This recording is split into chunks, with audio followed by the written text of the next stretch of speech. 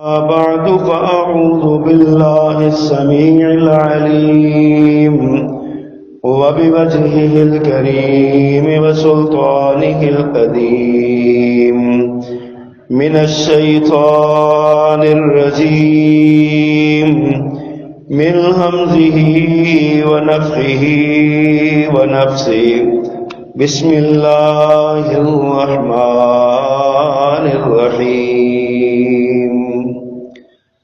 لا يكلف الله نفسا إلا وسعها صدق اللہ العظیم۔ حمد و ثنا اور تعریف و تسبیح کے سارے کلمات اللہ جل جلالہ کے لیے، جو اکیلا ہی ساری کائنات کا بلا شرکت غیر یکتا و تنہا مالک و مختار ہے۔ درود و سلام امام الرسل خطیب الانبیاء سید ولد آدم رسول محتشم نبی معظم امام الہدی رسول خدا جناب محمد الرسول اللہ صلی اللہ علیہ وآلہ وصحبہ وسلم کی ذات گرامی پہ مختصر کلمات حمد و صلات کے بعد اللہ سبحانہ و تعالی نے انسانیت کی ترقی، خیرخواہی، بھلائی، کامیابی کے لیے جو دین اتارا ہے اس دین کا نام اسلام رکھا ہے، اور اس کے بارے میں اللہ نے صاف کہہ دیا ان الدین عند اللہ الاسلام، اللہ کے ہاں اگر کوئی دین، کوئی ضابطہ حیات، انسانی ترقی کی کوئی ضمانت ہے تو اس کا نام اسلام ہے۔ ساتھ ہی فرما دیا وَمَن يَبْتَغِ غَيْرَ الْإِسْلَامِ دِينًا فَلَن يُقْبَلَ مِنْهُ، جو اسلام کے علاوہ کسی اور دین کی تلاش میں جائے گا وہ اللہ کے ہاں بیکار اس کے اعمال ہوں گے۔ جس طرح دین اللہ کا نازل کردہ اسلام ہے، اسی طرح یہ اسلام جو ہے یہ دین فطرت ہے۔ یہ وہ دین ہے جو انسان کی، انسانیت کی تمام تر ضروریات کے لیے کافی ہے، اور اللہ نے اس کو مکمل ضابطہ حیات بنایا ہے۔ زندگی کا کوئی گوشہ ایسا نہیں جس میں اسلام انسان کا رہنما نہ ہو۔ یہ اتنا کامل دین ہے کہ اللہ نے اس کو انسان کی نجی طور پر بھی اور اجتماعی طور پر بھی تمام پریشانیوں کے خاتمے کا سبب بنایا۔ قرآن کریم میں اللہ نے بیان فرمایا الذین یتبعون الرسول النبی الامی الذی یجدونہ مکتوبا عندہم فی التوراۃ والانجیل یأمرهم بالمعروف وینہاہم عن المنکر ویحل لهم الطیبات ویحرم علیہم الخبائث ویضع عنہم اسرہم والاغلال التي کانت علیہم۔ فرمایا وہ لوگ جو اس رسول جو نبی امی ہے اس کی اتباع کرتے ہیں، وہ نبی جس کو وہ اپنے پاس تورات اور انجیل میں اس کا تذکرہ لکھا ہوا پاتے ہیں،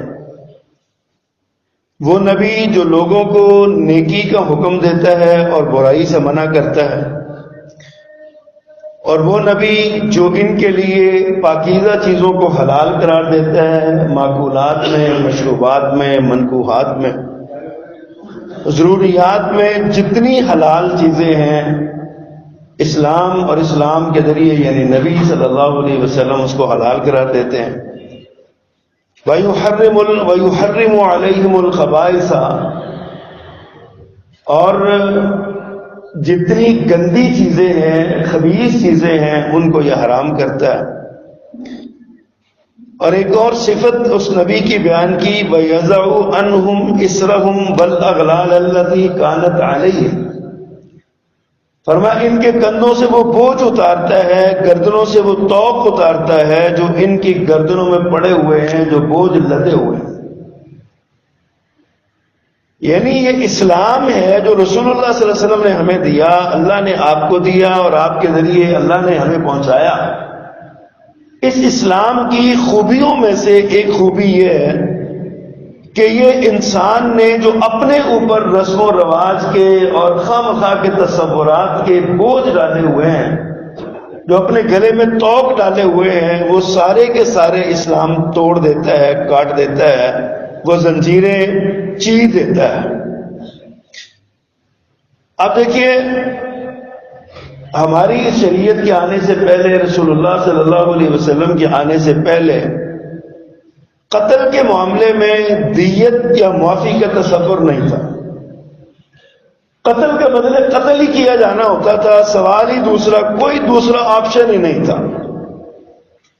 اب کبھی ایسا بھی ہوتا ہے کہ قتل اچانک ہو جاتا ہے بغیر کسی وجہ کے، کبھی ایسا بھی ہو جاتا ہے وقتی اشتعال کے تحت قتل ہو جاتا ہے، اور کبھی کسی دشمنی کی بنا پر بھی ہو جاتا ہے۔ کوئی بھی سبب بن سکتا ہے، یہ انسانی فطرت ہے، اس میں کبھی غصہ ہوتا ہے، کبھی نرمی ہوتی ہے، کبھی اونچ ہوتی ہے، کبھی نیچ ہوتی ہے، یہ زندگی کے معاملات اس میں ہو جاتا ہے، کوئی بڑی بات نہیں ہے۔ لیکن پہلی شریعتوں میں قانون یہ تھا کہ جس نے قتل کر دیا وہ قتل ہی ہونا ہے۔ اللہ کے رسول صلی اللہ علیہ وسلم نے آ کے اس معاملے کو صاف کیا۔ اب 3 آپشن رکھ دیے، یا تو قتل کے بدلے میں بدلہ لے لو، قتل کر دو، یا اس کے بدلے میں دیت لے لو۔ دیت کی ایک مقدار مقرر کر دی، اور یہ مقدار اگر صحیح معنوں میں دیت دی جائے تو کروڑوں روپے بنتی ہے، کئی 70-80 اونٹ ایک دیت بنتی ہے۔ تو آپ اندازہ کریں کہ یہ ایک دیت دے دی، چلو مرنے والا تو مر گیا، لڑائی تو ہوئی نہیں، دشمنی بھی کوئی نہیں تھی، اب اس کے ہاتھ سے وہ ہو گیا، وہ اس کا بدلہ دے دے، اس کے بچے یتیم بچوں کی کفالت ہو جائے گی، کاروبار کر لیں گے، وہ ان کی جو ہے نا وہ تربیت کا اور تعلیم کا اور ان کی کفالت کا انتظام ہو جائے گا۔ کیا خوبصورت راستہ دے دیا اسلام۔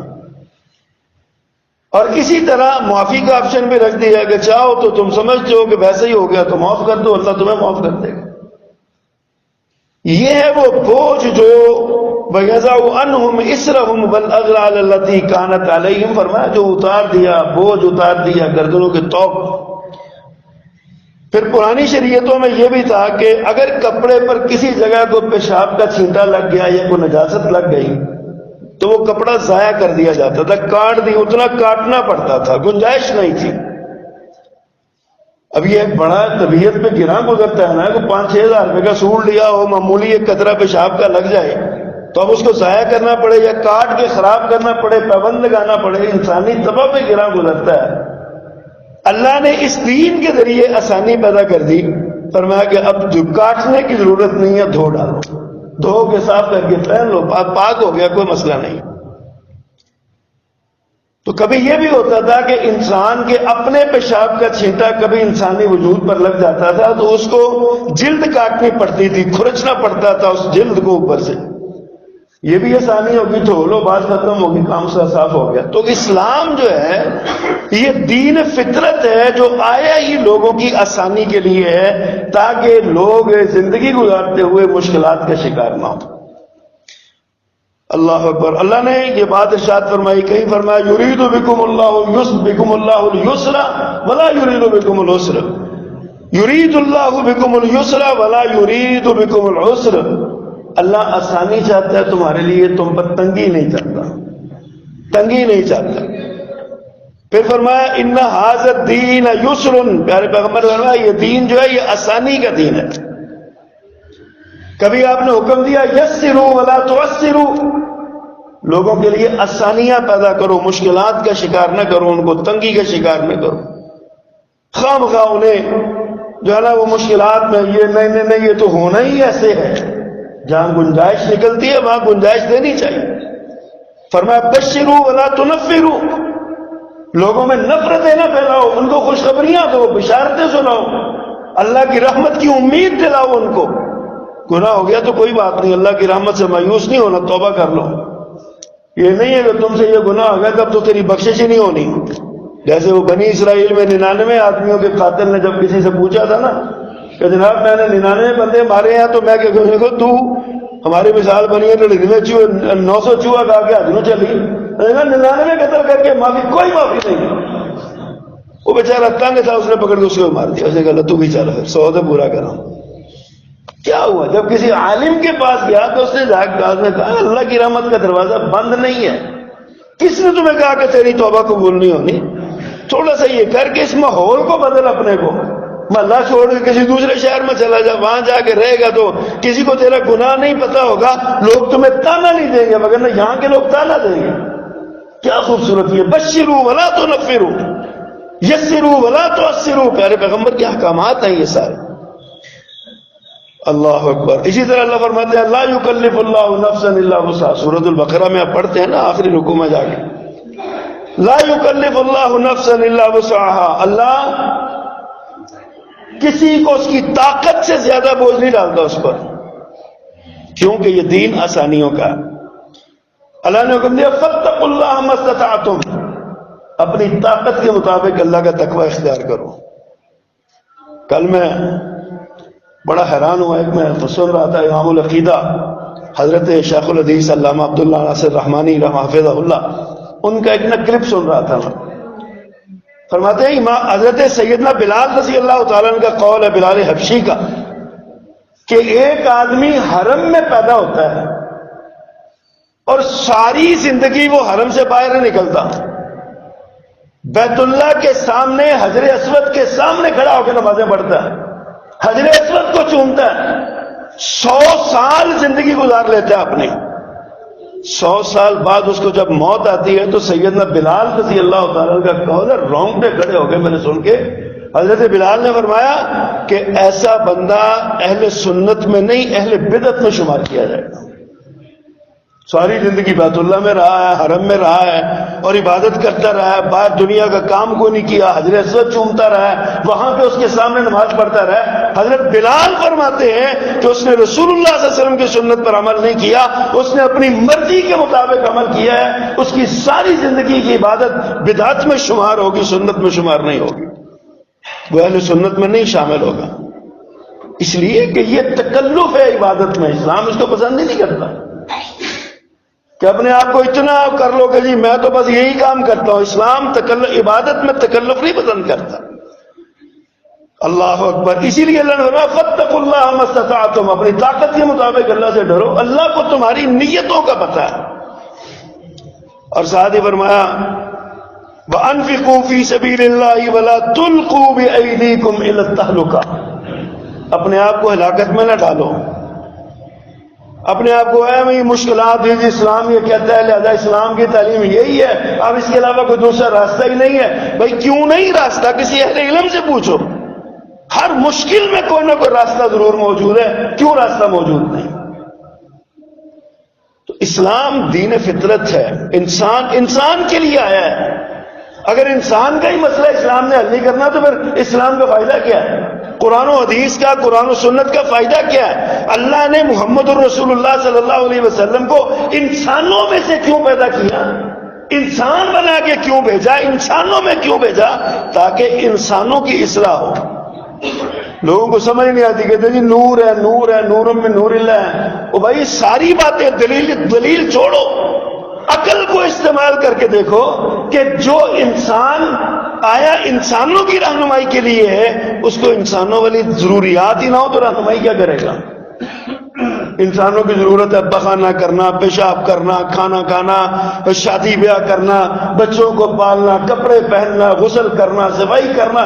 فرشتوں کو دن میں سے کسی چیز کی ضرورت نہیں، جو نور ہے ان کو تو کسی شے کی ضرورت نہیں ہے ایسی۔ تو ہماری رہنمائی کون کرے گا؟ فرشتے کو تو پتہ ہی نہیں پیشاب کیسے کرنا ہے، فرشتے کی ضرورت ہی نہیں ہے، اللہ نے اس کو یہ ضرورت ہی نہیں لگائی۔ تو جب جس چیز کی رہنمائی کے لیے آیا ہے اس چیز کی طرف توجہ کرنی چاہیے۔ اسلام دین فطرت ہے، فطرت میں ہماری فطری طور پہ ہماری رہنمائی کرتا ہے۔ موسم ہے نا، یہ موسم بھی اللہ تعالیٰ کی نعمتوں میں، اللہ کی نعمتیں بھی ہیں، اللہ کی طرف سے آزمائش بھی ہیں۔ بہت زیادہ سخت موسم آ جائے گرمی کا یا بہت زیادہ سخت آ جائے سردی کا تو یہ امتحان ہے، ورنہ آج کل کا موسم ایک نعمت ہے، بڑی پیاری بڑی اچھی نعمت ہے۔ اگر بارش نہیں ہوگی تو یہی ہمارے لیے کئی ایک بیماریوں کا سبب بن جائے گا، آزمائش بن جائے گی، امتحان بن جائے گا۔ تو کیسے ہو سکتا ہے کہ اتنا بڑا انسانی زندگی کا جس سے واسطہ رہتا ہے اس کے بارے میں رہنمائی نہ ہو؟ نبی صلی اللہ علیہ وسلم نے ان موسموں کے بارے میں بھی رہنمائی دی۔ ابھی ہم موسم سرما چل رہا ہے، بلکہ داخل ہو چکے ہیں موسم سرما میں، موسم سرما چل رہا ہے۔ اللہ اکبر۔ یہ سردی اور گرمی سائنسی توجیحات پتہ نہیں کیا ہیں، کیوں ہوتی ہیں، کیوں آتی ہے، لیکن یہ اللہ کی علامتوں میں سے، اللہ کی نشانیوں میں سے ایک نشانی، سردی بھی اور گرمی بھی۔ حدیث میں آتا ہے کہ جہنم نے اللہ سے عرض کیا، یا ربی اکل بعضی بعضاً، گرمی کی شدت کی وجہ سے میرا ایک حصہ دوسرے کو کھا گیا، مجھے اجازت دیجیے سانس لینے کی، میرا سانس گھٹ رہا ہے۔ جہنم نے شکایت کی۔ اللہ سبحانہ و تعالیٰ نے، پیارے پیغمبر فرماتے ہیں کہ اللہ نے اسے 2 سانس لینے کی اجازت دی، فَأَزَلَّهَا بِنَفَسَيْنِ، 2 سانس لینے کی اجازت دی۔ تو ایک سانس گرمی میں اور ایک سانس سردی میں۔ نبی صلی اللہ علیہ وسلم نے ارشاد فرمایا جو تم موسم سرد اور گرم کی شدت محسوس کرتے ہو نا، یہ اس سانس لینے کی وجہ سے۔ اچھا، اب اس بات پہ حدیث پہ منکرین حدیث بڑا اعتراض کرتے ہیں، کہتے ہیں جی یہ کیسے ہو سکتا ہے؟ پھر وہ جو انٹارکٹیکا کا علاقے ہیں یا جہاں پہ سردی سائبیریا کے علاقے ہیں، وہاں کیا صورت ہے؟ یہ وہ سادہ سی بات ہے، یہ وہ متشابہات ہیں جن کا صرف اللہ کو علم ہے کہ یہ کیسے ہیں، انسان کی عقل وہاں تک رسائی کر ہی نہیں سکتی۔ اس لیے ان چیزوں پر صرف ایمان لانا یہ فرض ہے ہمارے لیے کہ ہم اللہ کے نبی نے فرما دیا، لہذا حرف آخر ہے، یہی بات ہے۔ سائنس کی توجیہ کیا ہے کیا نہیں ہے یہ اللہ کو پتہ ہے، یہ اللہ کے۔ ہو سکتا ہے اگر ایک طرف سائبیریا ہے یا انٹارکٹیکا ہے اور وہاں پہ شدت کی سردی ہے، -70 80 درجے ہے، ممکن ہے انسان کے علم میں ابھی نہ آیا ہو کوئی ایسا علاقہ بھی ہو جہاں پہ صرف گرمی ہوتی ہے، وہاں پہ سردی ہوتی نہیں ہے، آج تک دستیاب نہیں ہوا۔ لیکن کتنی کائنات ہے جو ابھی تک دستیاب نہیں ہوئی ہے انسان سے۔ انسان لگا ہوا کوشش کرنے، گرمی بھی ہو سکتی ہے، اور بھی کوئی چاند پہ کہتے ہیں مریخ پہ زندگی کے آثار دریافت ہوئے، وہاں پہ پانی نہیں ہے۔ سائنس کہتی ہے نا مریخ بھی ایک مخلوق ہی ہے نا۔ اس لیے پیارے پیغمبر نے اگر فرمایا ہے تو یہ حق فرمایا ہے، سچ فرمایا ہے۔ ایمان صدیق اکبر رضی اللہ تعالیٰ جیسا ہونا چاہیے۔ ابو جہل نے کہا تھا کوئی بندہ کہے کہ میں رات سے یہاں سے وہاں سے وہاں گیا تو مان لو گے؟ اس نے کہا یہ بتاؤ کہ کہا کس نے ہے؟ ابو بکر صدیق نے کہا رضی اللہ عنہ بتاؤ کہا کس نے ہے؟ کہا تیرے یار محمد صلی اللہ علیہ وسلم نے کہا۔ فرمایا پھر ٹھیک کہا، پھر حق کہا۔ سوچے سمجھے بغیر اللہ کے نبی کی بات پر صاد کرنا یہ ایمان کا جو ہے نا وہ ایمان کی علامت ہے، ایمان کی دلیل ہے۔ اب یہ موسم جو ہے نا سرما، کہا گیا کہ یہ مومنوں کے لیے موسم بہار ہے۔ اس کے چھوٹے دن ان سے فائدہ اٹھا کے روزے رکھتا ہے، کفارے ادا کر لیتے ہیں۔ حضرت عائشہ رضی اللہ تعالیٰ عنہ کے فرضی روزے جو خواتین کو 5 6 7 دن کے لیے معاف ہوتے ہیں، رمضان کے روزے حضرت عائشہ سردیوں کے میں انتظار کیا کرتی تھی، سردیاں آئے تو میں روزے رکھوں۔ اور جو بیمار ہیں گرمی کے روزے نہیں رکھ سکے، اس موقع پہ اس سے سردی اللہ تعالیٰ نے نعمت دی ہے، دن چھوٹا سا ہے اور جناب آپ روزہ رکھ لیں روزوں کے لیے۔ اور راتیں بہت لمبی ہیں، بندہ سو کے تھک جاتا ہے۔ اہل ایمان اور عبادت گزار جو ہیں وہ رات کو تہجد پڑھنے لگ جاتے ہیں، نماز پڑھنے لگ جاتے ہیں۔ تو یہ اللہ کی نعمت ہے، موسم سرما جو ہے نا بہت بڑی نعمت ہے اللہ کی۔ موسم بہار ہے اہل ایمان کے لیے، اور یہ اس سے فائدہ اٹھانا چاہیے۔ اس کے بارے میں اس کے کچھ آداب بھی ہیں اللہ کے نبی نے بتائے، اور اس میں کچھ رخصتیں بھی بیان کی۔ سردی کے موسم کی کچھ رخصتیں ہیں، ان رخصتوں پہ ہمیں توجہ کرنا چاہیے۔ سب سے پہلی رخصت تو یہ ہے، اگر سردی سخت ہو، تیز ہوا چل رہی ہو، تو حضرت عبداللہ ابن عمر رضی اللہ تعالی عنہ نے ایک دن ایک مقام پہ اذان دی، اور اذان دینے کے بعد نا اذان ختم ہوگی تو ساتھ ہی اعلان کیا الا صلوا فی الرحال، لوگوں اپنے گھروں میں نمازیں پڑھ لو، مسجد میں نہ آنا۔ ساتھی پریشان ہو گئے کہ یہ آپ کیسے فرمایا؟ اللہ کے نبی صلی اللہ علیہ وسلم نے یہ تعلیم دی ہے۔ موسم سرد ہو، سخت ہو، ہوا چل رہی ہو، آپ سے آنا آپ کی جان لینے کا، بخار ہونے کا، طبیعت کی خرابی کا خدشہ ہو، ایسی صورت میں مؤذن یہ کہہ دے لوگوں آج گھروں میں نماز پڑھ لو، مسجد میں آنے کی ضرورت نہیں، اسلام نے رخصت دی۔ اس رخصت سے فائدہ اٹھانا چاہیے۔ اگر کبھی ایسا ہو جائے بارش ہو رہی ہے، سردی ہے یا گرمی بھی ہے، بارش ہو رہی ہے، تیز بارش ہے، پانی گلیوں میں کھڑا ہو گیا، دوبارہ نماز کے لیے نہیں آ سکے، 2 نمازیں جمع کر لو، اسلام رخصت دیتا ہے۔ چلے کہتے ہیں جمع بین صلاتین، 2 نمازیں جمع کر لو، اسلام کی رخصت ہے نا، اسلام نے رخصت دی۔ آپ سفر پہ جا رہے ہیں، سفر آپ کا لمبا ہے، زور تھوڑی لیٹ کر لو، اسے تھوڑا پہلے کر لو، 2 نمازیں 2 رکعتیں کسی جگہ پہ کھڑے ہو کے پڑھ لو، اسلام نے رخصت دے دی۔ آسانی ہے نا، اسلام آسانیاں لے کے آیا ہے۔ تو فرمایا اگر کبھی ایسی صورت پیدا ہو جائے تو نماز گھر میں پڑھ لینی چاہیے۔ حدیث میں آتا ہے، پیارے پیغمبر صلی اللہ علیہ وسلم فرماتے ہیں کہ 2 بندے ہیں جن کو دیکھ کے اللہ تعالیٰ ان پہ خوش ہو جاتا ہے۔ یہ ایک رخصت ہے نا یہ نماز گھر میں پڑھنے کی، لیکن 2 بندے، ان میں سے ایک کا تذکرہ کرنا چاہوں گا، دوسرا مجاہد ہے، لیکن ایک میں اس کا تذکرہ کروں۔ فرمایا کہ ایک بندہ سخت سردی میں گرم بستر چھوڑ کے، پیاروں کو چھوڑ کے، ٹھنڈے پانی سے وضو کرے اور پھر مصلی پہ کھڑا ہو کے نماز پڑھنے لگ جائے، اللہ اس کو دیکھ کے ہنس پڑتا ہے، مسکرا پڑتا ہے۔ اللہ فرشتوں سے پوچھتا، حالانکہ اللہ کو علم ہے، اللہ فرشتوں سے پوچھتے ہیں کیا چیز ہے جس نے اس کو اٹھا کے یہاں کھڑا کر دیا، اتنی سردی ہے، دنیا سوئی ہوئی ہے، یہ میرا بندہ میرے سامنے کیوں کھڑا؟ اللہ کو سارا کچھ پتا۔ اللہ کا شوق دیکھیے، اپنے بندے سے محبت دیکھیے، کس چیز نے اس کو کھڑا کیا؟ فرشتے کہتے ہیں اللہ تیری محبت ہے، ذکر ہو گیا، تینوں راضی کرنا چاہتا ہے کہ میرا رب ایسے راضی ہوگا۔ اللہ فرماتے ہیں فرشتوں گواہ ہو جاؤ، میں نے اس کو بخش بھی دیا اور اس کو جس چیز سے ڈرتا اسے امان بھی دے دی۔ دوسرا مجاہد کے بارے میں ہے جس کا وہ بھی ایک لمبی بات ہے، 2 آدمیوں کی طرف دیکھ کے اللہ مسکرا پڑتے ہیں، ادھر رخصت ہے نہیں، سردی زیادہ ہے تو گھر پڑھ لو، کوئی ایشو نہیں ہے، اور ادھر فضیلت بیان کر دی، اللہ راضی ہو جاتا ہے، اللہ گناہ معاف کر دیتا ہے، اللہ خوش ہو جاتا ہے۔ اب انسان پہ چھوڑ دیا، میرے بندے تو جیسا کرنا چاہے۔ کچھ عظیمت والے ہوتے ہیں، اولو العزم لوگ ہوتے ہیں، کچھ ذرا کمزور ہوتے ہیں، جیسے ہمارے ایمان آج کل کمزور ہیں، ہمیں بھی کافر نہیں کہا کہ تم نے جاؤ گے تو رخصت ہے، آسانی فائدہ اٹھا سکتے ہو، اٹھا لو۔ اللہ اکبر۔ پھر سردی میں غسل کی رخصت ہے۔ اگر کبھی سخت سردی میں غسل لازم ہو جائے، واجب ہو جائے، حضرت عمر بن عاص رضی اللہ عنہ فرماتے ہیں کہ غزوہ ذات السلاسل میں گیا تو وہاں مجھے غسل کی حاجت ہوئی، میں نے دیکھا سردی بڑی ٹھنڈی ہوائیں چل رہی تھی، میں تو مر جاؤں گا اگر میں نے غسل کیا تو۔ کہتے ہیں میں نے تیمم کیا اور میں نے نماز پڑھائی، اپنے ساتھیوں کو، لشکریوں کو نماز پڑھائی، بتایا نا۔ پھر ہم مدینے واپس آئے، رسول اللہ صلی اللہ علیہ وسلم سے عرض کیا اللہ کے پیغمبر ایسے ایسے کر کے ہوا، تو آپ ہنس کے کہتے ہو تو نماز پڑھا دی تھی تیمم کر کے؟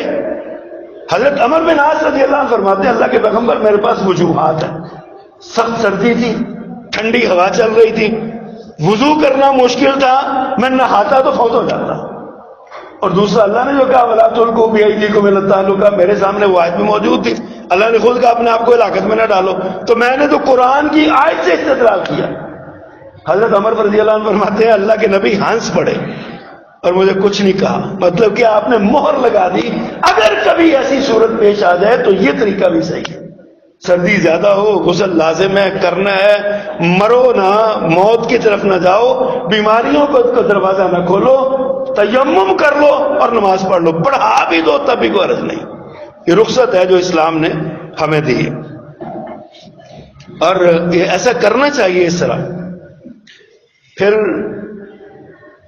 موسم سرد ہو گیا، اب ایک سردی ہے نا، کوئی بزرگ ہیں انہوں نے سر پہ پگڑی پہنی ہے، جرابیں پہنی ہیں، ان کے لیے رخصت دے دی، ایک بار وضو کرو، اور موزے پہن لو یا جرابے پہن لو، سر پہ پگڑی باندھ لو، اس کے بعد مقیم ہو یعنی اپنے گھر میں رہتے ہو تو 5 نمازیں اس ایک وضو کے بعد آپ دوبارہ، آپ کا وضو ٹوٹ گیا، وضو کر لیں، جرابوں میں مسح کر لیں، پگڑی میں مسح کر لیں.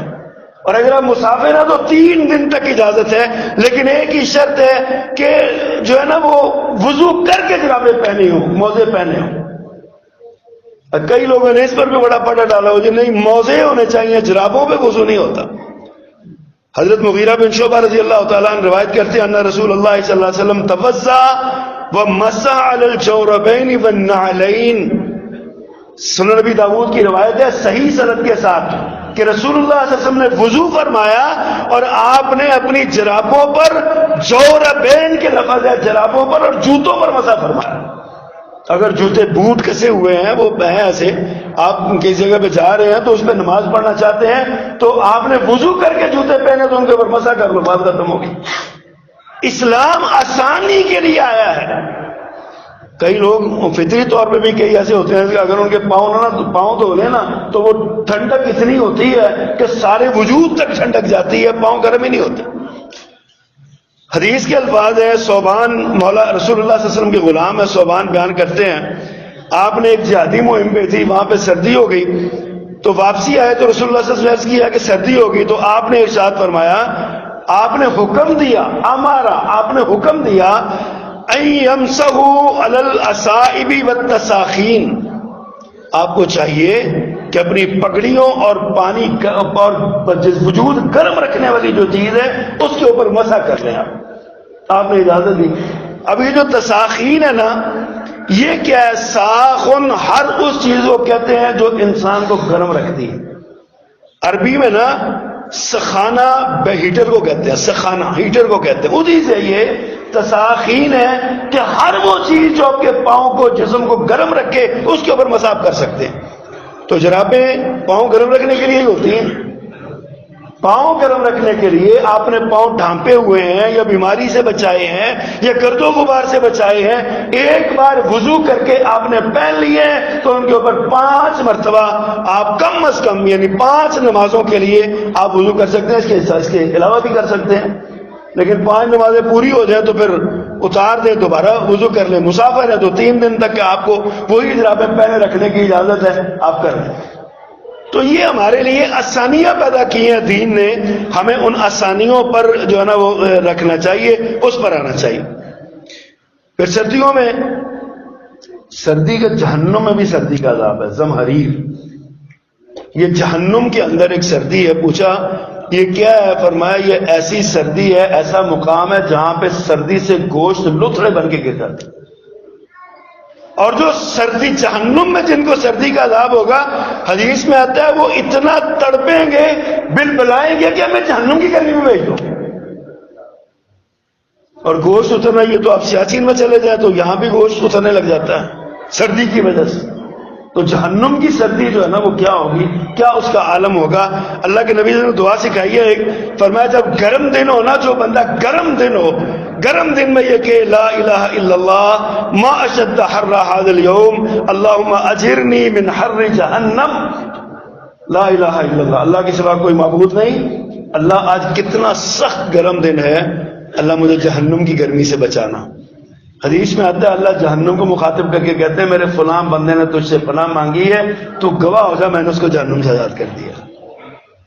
اور اگر سخت سردی ہو تو میرے آقا فرماتے ہیں بندہ یہ کہے لا الہ الا اللہ ما اشد برد هذا اليوم اللهم اجرنی من زمہریر جہنم. فرمایا کہ بندہ کہ اللہ تیرے سوا کوئی معبود نہیں، آج کتنا سرد دن ہے، سخت سرد دن ہے، میرے اللہ مجھے جہنم کی سردی سے، زمہریر سے بچانا. اللہ جہنم کو مخاطب کر کے کہتے ہیں میرے بندے نے تیری سردی سے پناہ مانگی ہے، گواہ ہو جا میں نے اس کو معاف کر دیا. پیارے پیغمبر نے یہاں بھی رہنمائی کی ہمارے لیے. پھر آپ نے آگ بجھا کے سردی عموماً لوگ آگ جلا کے سوتے ہیں، ہیٹر جلاتے ہیں، گیزر چلاتے ہیں وغیرہ وغیرہ. تو آگ جلا کے سونے سے منع کیا. فرمایا آگ تمہاری دشمن ہے، سونے سے پہلے اس کو بجھا کے سویا کرو. کتنی خوبصورت تعلیم ہے، زندگی جان بچانے کے لیے نا، خوبصورت تعلیم ہے یہ. پھر ایک اور کام ہے، سردیاں آ جائیں تو فرمایا جو بندہ سردیوں میں ناداروں کو، غربا کو، مساکین کو کپڑے پہنائے گرم، ان کے لیے سویٹر کا اہتمام کرے یا کوئی جو اپنے زندوں کا عرب میں کرے۔ ایک صحابی بیان کرتے ہیں کہ میں نے ایک آدمی کو دیکھا، اس نے بہت سردیوں میں برا حال تھا، کپڑے نہیں تھے، میں نے اس کو اپنی قمیض پہنا دی۔ یہ صحابی رسول کا واقعہ کہتے ہیں میں نے قمیض پہنا دی تو اس ملک شام کے علاقے میں کسی شخص نے خواب دیکھا کہ اللہ نے اس قمیض کے پہنانے کی وجہ سے اس بندے کو جہنم سے آزاد کر دیا۔ تو اپنے عزیز و اقارب میں، دائیں بائیں محلے داروں میں، رشتہ داروں میں نظر ڈالا کریں۔ سردی آئی ہے، ہو سکتا ہے کسی کے پاس سویٹر نہ ہو سکتا ہے وہی گرمی کے کپڑے پہن کے بیچارہ کنگڑتا پھرتا ہو، سردی سے کپکپاتا پھرتا ہو، ان کی مدد کیجیے، ان کو کپڑے لے کے دیجیے، گرم کپڑے لے کے دیجیے۔ یہ دین کی تعلیمات میں بڑی اہم تعلیم ہے، ہمیں ان پر جو ہے نا وہ عمل کرنا چاہیے۔ اللہ سبحانہ و تعالی ہمیں سردی کے اس موقع